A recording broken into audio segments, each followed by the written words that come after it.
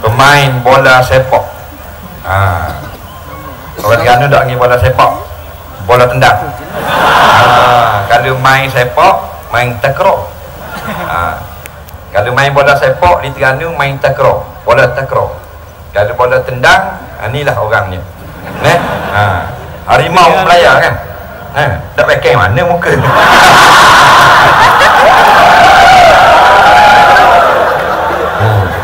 Saya dah tengok dah dalam Facebook ada tulis yang tu kan, dalam Facebook kan ada satu post Wang Z Haikal Harimau Melaya. Jadi kita bimbang dalam kereta tadi. Nah, takut ingat taring ada panjang tu taring. Rupa dah kau cetor juga. Dan di sebelah kanan saya seorang muslimat yang hebat yang telah naik podium tempat kedua dalam sukan lomba motosikal. Orang budak-budak lelaki belakang naik podium ni maksudnya naik atas petas 3 orang je. Dia tak ada naik podium 18 orang, 3 orang, 1, 2, 3. Jarang maknanya kita dengar orang perempuan naik podium. Biasanya yang naik podium tu tukang pegang piala je. Tapi ni tukang terima piala. Inilah kita berbual-bual sekejap. Lama mana main bola ni? Main kecek dia. Lari kecek. Kecek mana tu? Dari umur 12 Ustaz. Dari umur 12. 12. So, saya lagi kecek. Main bola. Masa saya, tapi saya dah ingat lah yang mak kita cerita. Dia kata masa kita kecil-kecil dalam umur dalam 4 bulan tu main bola tu. Dia beli bola kecil-kecil. Jadi bila kita nangis dia beli bola tu, golek dan nangis. Jadi kira main bola juga tak?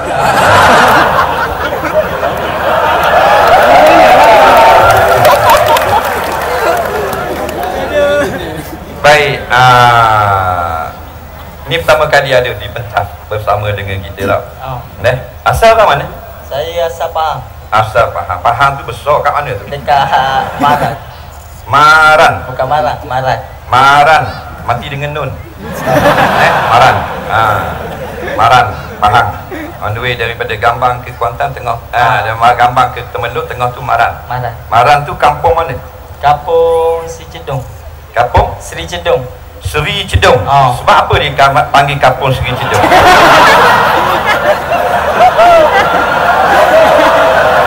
Jangan bandar sebut je. Saya tak berapa kenal juga sebab saya pun baru pindah situ. Ulok dah.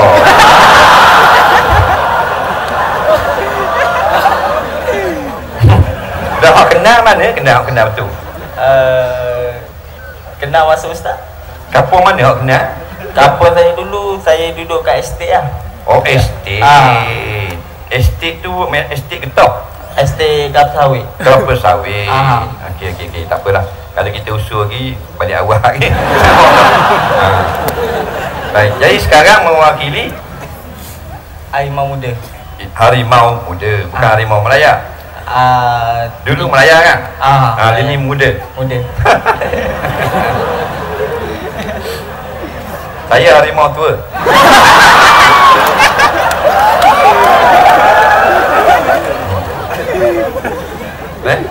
Baik, ada apa nak ucap kepada penonton? Assalamualaikum.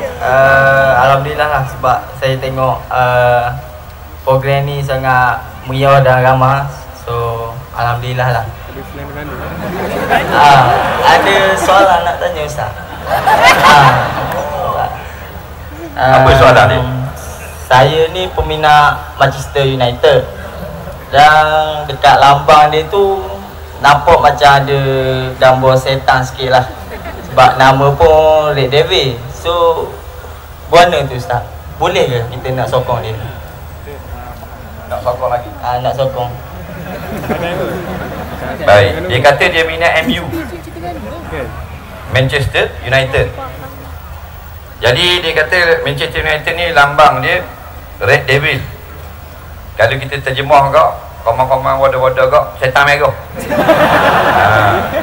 Kalau Terengganu dia keras sikit, nata setan. Nata setan merah. Jadi soalan dia, boleh ke kita sokong pasukan Red Devil ni?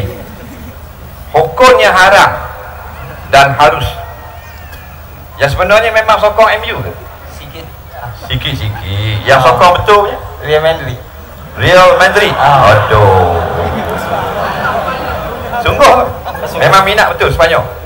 Minat ke Cristiano Ronaldo. Okey, boleh tanya sepatah? Boleh. La foto sore ke foto orang tu?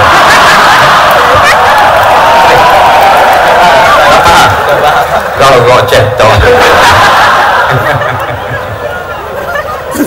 Baik, harus hukumnya kalau kita minat pasukan bola seperti MU, walaupun dia punya logo ada lambang macam setan warna merah, kerana yang kita sokong di situlah hukum sebenar.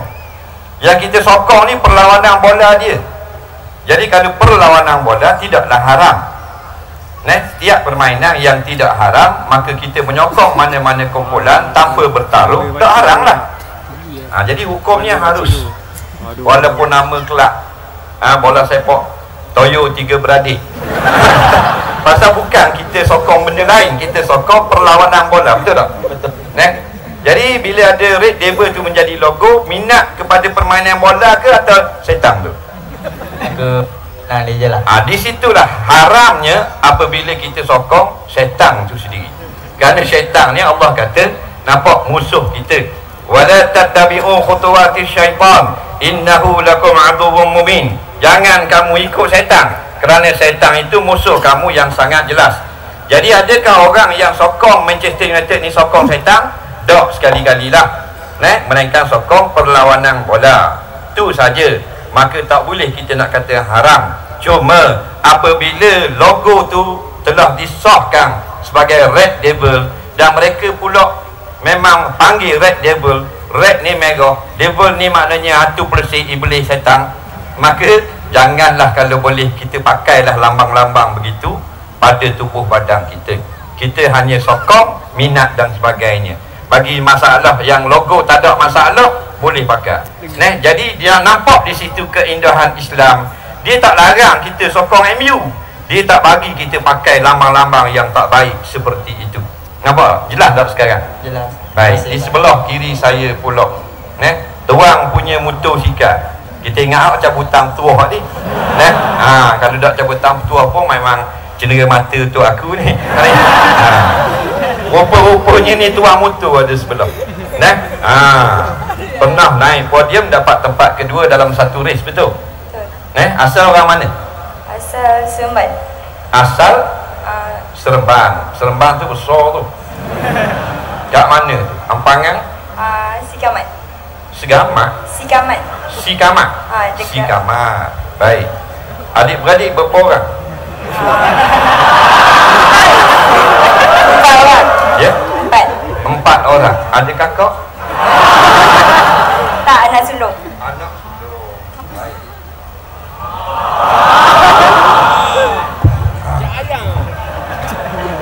JKK kaca. Baik, macam mana seorang muslimat boleh menceburi bidang maknanya sukan motor ni? Cerita sikit. Mana yang pelik dengan Mula-mula tengok adik je, adik lelaki kan main motor saja, ikut-ikut je. Lama-lama minat nak cebur bidang tu juga. Oh, lepas tu? Lepas tu Ambil motor ayah. Lepas tu main ada sponsor nak taja main untuk ni lah, lebih peringkat lebih tinggi lagi. Okey. Dan sekarang ni mewakili kelab motor Selangor. Motor Selangor. Bila pula ada race? Nak kita tengok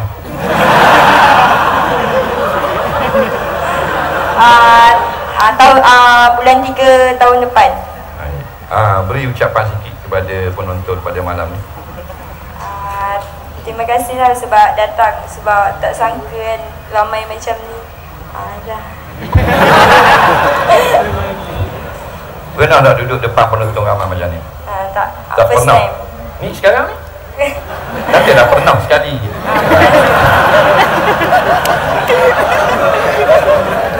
Baik, ada soalan tak? Saya nak tanya, apa hukumnya seorang wanita macam saya berlumba dengan pelumba-pelumba lelaki di litar? Baik. Soalan dia berlumba dengan pelumba lelaki. Baik. Al-aslu bil amri al-ibahah. Asal bagi setiap suatu adalah harus dulu. Dia harus dulu. Macam kata makanan-makanan, binatang-binatang hak dalam hutan harus dulu. Kita nak kata binatang ni haram, dia mesti ada dalil. Jadi asal harus. Kita nak kata khinzir itu haram, mesti ada dalil. Innama harrama alaikumul maitata wad dama wa lahmal khinzir, al-ayat. Allah Ta'ala telah haramkan khinzir. Oh, asalnya harus, tetapi haram khinzir sebab ada ayat. Jadi berlumba motor, belum lagi dengan laki-laki. Apa hukum berlumba motor? Berlumba ni musabaqah, musabaqah, tapi bukan musabaqah Quran tu. Musabaqah ni pertandingan kita berebut-rebut nak menang. Itu panggil musabaqah. Musabaqah MotoGP, tapi tak terkenal. Baik, berlumba yang pertama kita nak tengok hukum dia berlumba tu. Adakah haram? Ya, haram jikalau maknanya sengaja membahayakan akan nyawa sendiri. Bila masa haram, dia tak pakai helmet, dia tak pakai guard, berlumba di jalan raya, ada tiang api, nak walek kambing ni tak, lembu duduk baca surat khabar tengah jalan.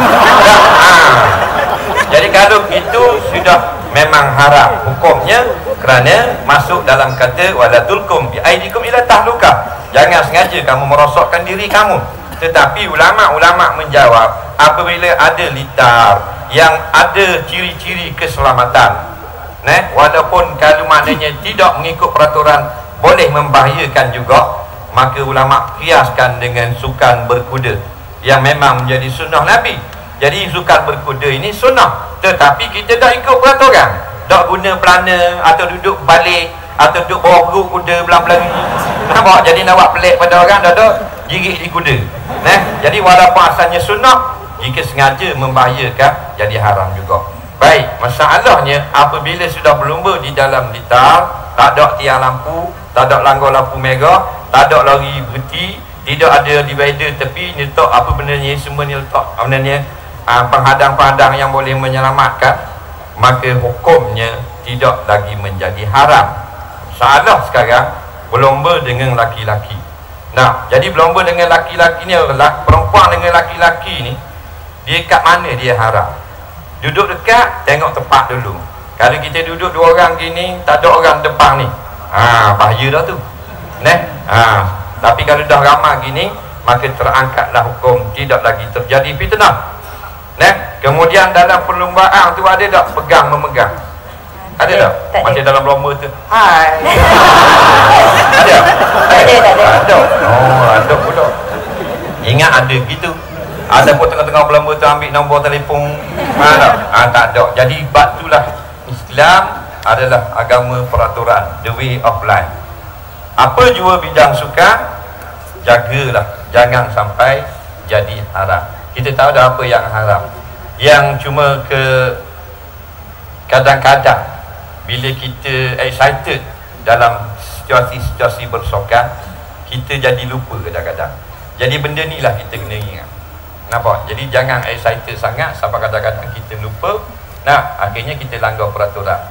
Asalnya kita bermula dengan baik, tetapi bila kita dah gairah sangat, maka kita lompat pagar hudud-hudud Islam. Maka jadilah haram, bukan sebab sokan itu sendiri, tapi kita tidak menjaga akan peraturan-peraturan. Nampak? Jadi orang peminat nak tengok ni, buat satu-satu benda. Ni bola siapa ni? Beli pasar malam belakang tu. Oh, ada saing. Aduh. Lepas tu bawa awak benda. Saya tahu dah main bola. Saya nak timbang bola ni, tapi saya pakai jubah. So saya dah minta Ustaz bagilah siapa Ustaz nak bagi, sebab ada sign saya dengan ada kata-kata bola ni ada tanda tangan Wang Z Haikal nak bagi pada siapa-siapa yang bertuah pada malam ini. Jadi siapa yang nak bola ini jangan angkat tangan. Orang ramah sangat, bola sutir je nak buat kuat ni. Sekali lagi, siapa yang nak, saya bagi terus, jangan angkat tangan. Kalau angkat tangan, tambah juga. Tambah boleh kita lah. Bola apa ni?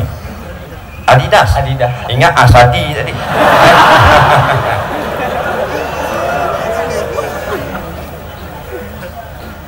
Bola ni berapa berat ni sebenarnya? Dia ikut pada jenama juga, Ustaz. Ikut jenama lah. Jadi bola yang tandingan untuk Piala Dunia Adidas. Rasa apa?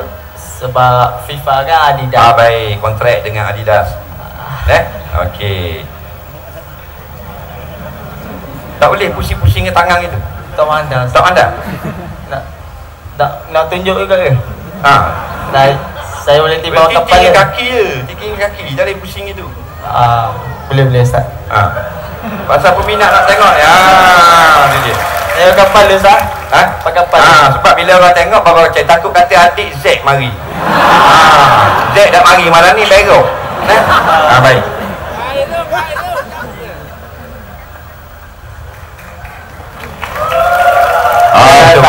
Betul lah. Mana? Ada juga orang pandai buat macam aku.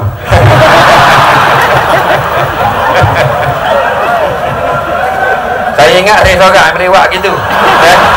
Tak apalah, budak-budak beri lah.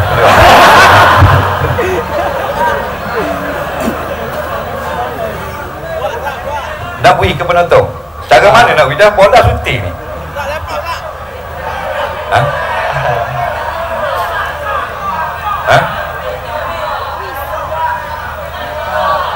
Tendang. Boleh tak tendang? Dah dia tendang. Boleh tendang. Kena buat mana? Ambil kisah. Baik. Beri saya. Boleh Ustaz. Ya tak?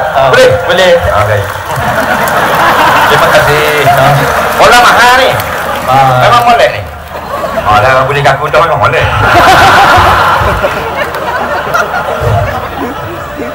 Ada lagi soalan? Ada Ustaz.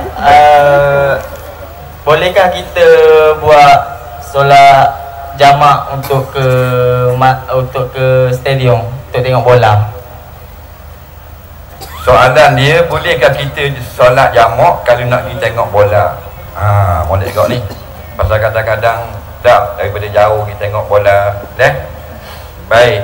Yang pertama, kita kena tahu dulu, jamak ini kebiasaan ni untuk musafir, orang yang berjalan jauh. Jadi jika perjalanannya jauh, seperti kata dari Kuantan, daripada Marat nak tengok bola di Bukit Jalil contohnya, sudah lebih daripada 90 km destinasi, boleh jamak ke tak? Sebab ada orang kata tak boleh jamak.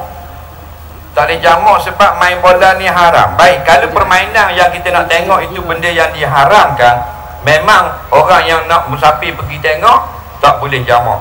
Kerana kita ada kaedah yang berbunyi ar-rukhasu la tunatu bil ma'asi. Kerenganan agama itu tidak digantungkan kepada perkara-perkara maksiat.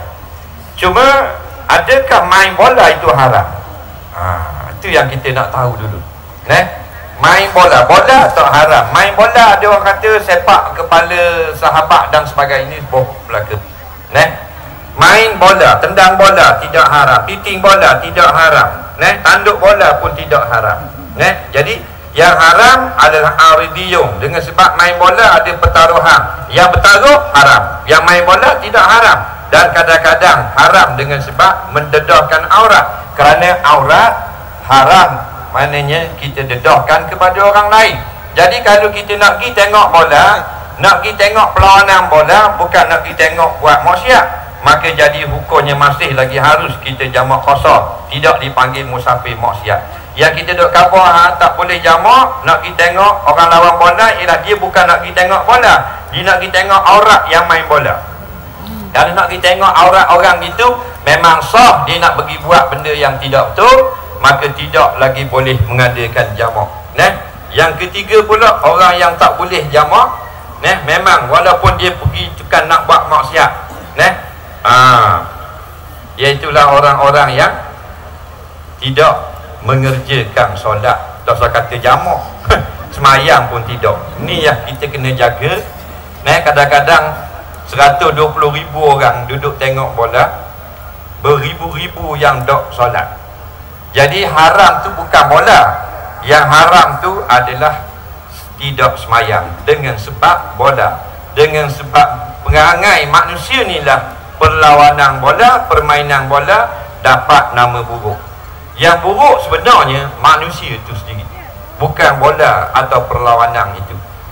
Tak ada tanggungjawab dengan agama dia, dia tak semayang. Akhirnya tengok bola pada semayang. Nama buruk tu dapat kepada bola tu sendiri. Padahal bola tu dah buruk baru lagi, tengok baru saing lagi. Jadi patut kita kena faham kok mana sebab yang jadi keji. Semuanya sebenarnya sikap manusia itu sendirilah. Akhirnya orang kutuk hiburan. Hiburan, asal hiburan tak semayang. Kenapa? Bukan hiburan tidak semayang, yang menjadi penghibur dan tengok hiburan tu yang tidak semayang. Jadi tak ada masalah. Jangan niat nak pergi tengok aurat orang. Dan kita nasihatkanlah, mana-mana daripada ahli sokan, mulailah berhijrah. Bukan daripada main bola, main gasing. Bukan daripada main bola Rimau Melaya jadi main burung titik. Kita main bola juga, tetapi menunjukkan Islam membenarkan kita bermain dalam keadaan menutup aurat. Boleh Boleh, insya-Allah. Ada lagi soalan sebelum kita berakhir? Saya suka buat aksi yang berani ketika berlumba. Ada yang setengah mengatakan ia dilarang oleh agama. Boleh Ustaz jelaskan? Aksi apa tu? Macam berani lah, lebih berani. Aksi berani tu aksi apa? Macam besi berani? Bukan. Lebih ganas ya untuk menang, untuk kehadapan. Sebab itulah dalam peraturan jalan raya kita kadang-kadang berdosa dengan Allah walaupun kita tidak disaman, dan kadang-kadang kita disaman tetapi tidak haram di sisi agama. Contohnya tempat tu tak ada orang tapi tak boleh parking, kita gibuh juga kereta kita sebuah, tak ada orang pun yang terganggu, maka dia tidak berdosa pada agama, tapi dia salah di sisi undang-undang kerana tempat tu tak boleh parking. Dan kadang-kadang dia tidak kena samar sebab apa benda ni tak ada boleh situ, tetapi lampu merah laju dia lagi langgar, orang lain break sampai berlanggar-langgar orang lain, dia ni telah memudaratkan orang lain. Walaupun tak kena hukum dunia, dia haram dan berdosa dengan Allah di akhirat nanti. Jadi bila kita apa saja aksi, sama ada dalam sukan motor, sukan bola dan sebagainya, kerana sengaja membahayakan diri kita sendiri, kalau dalam bab lomba motor lebih daripada had. Contoh Ayrton Senna, profesional, bawa Formula 1, bukan kacik, Formula 1. Nampak tak? Juara dunia. Dia terbunuh dengan sebab selekor. Selekor tu dia baca dah 180 km, tak boleh lebih. Tapi kalau dia lebih daripada 180 dengan tayar Bridgestone pada hari itu, tak boleh lekat, mesti akan terbabas sedikit. Bila sedikit keluar daripada trek, masuk atas rumput, menyebabkan kereta melayang. Menunjukkan seorang profesional, dia dengan sengaja melebihkan akan pecutan lebih daripada kemampuan kenderaan dan teknologi itu sendiri, maka ini sebenarnya adalah haram. Jadi dalam maknanya aksi lagu mana pun, yang pertama membahayakan diri kita sendiri lebih daripada had laju yang dibenarkan. Katakan kalau lebih pada ini biasanya akan jatuh, maka jangan buat lagu itu. Nampak? Begitu juga jika memudarat atau membahayakan orang lain. Jadi jangan ganas sangat. Maknanya kita biarlah maknanya lebih maknanya orang panggil benda bukan ganah. Ganah tu tak kena sangat. Muka dah ganah mana nampak. Maknanya aksi lebih apa benda? Bersemangat. Lebih baik kita guna perkataan aksi yang lebih bersemangat. Baik. Nak tanya sebab bola. Orang bola dah mau main bola kan. Ada 3 soalan. Yang pertama, jikalau ditendang oleh striker daripada jauh dah, kemudian bila goalkeeper pun jerebak, tak jerebak? Terbang. Bukan terbang, burung gitu. Ada pula terbang. Mana boleh terbang main bola? Maknanya melakukan aksi menangkap stang lah. Baik. Jadi kalau gitu, bola pun pecah. Adakah boleh masuk dalam gol sebab goalkeeper sudah tersilap jakaan? Bila bola pecah dia jadi slow. Jadi bila disilap dia terbang awal, nampak bola masuk lambat ke bawah. Gol ke tak? Bola tu pecah. Go. Mana tahu gol? Sebab tak kira bola tu jadi petok ke, jadi 3 segi. Betul. Baik. Yang kedua dia tendang kuat.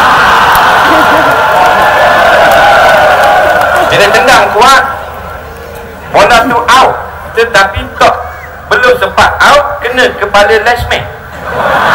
Last man duduk tepi tu, kena dan masuk di dalam gol. Gol ke tak? Go. Last man duduk di luar. Maksudnya last man kat luar. Last man duduk di luar. Kalau macam bola tu sudah, last man duduk atas line, tunggu nak dekat gol. Bila orang tendang kuat, kena kepala dia, bola jadi double in swinger musim masuk. Oh betul. Kalau bola tu lebih pada urat tepi tu, kira tak gol lah, sebab kira out. Dah lebih orang lagi. Kalau tak lebih urat, kira gol. Pasal pegol dia bukan pemain. Sebab lagu mana cara pun janji bola tu masuk dalam gol, kita kira gol juga. Ngaruk juga. Agak marah dah. Betul lah tu. Jadi insyaAllah kita akan nanti dalam sesi yang lain. Assalamualaikum warahmatullahi wabarakatuh.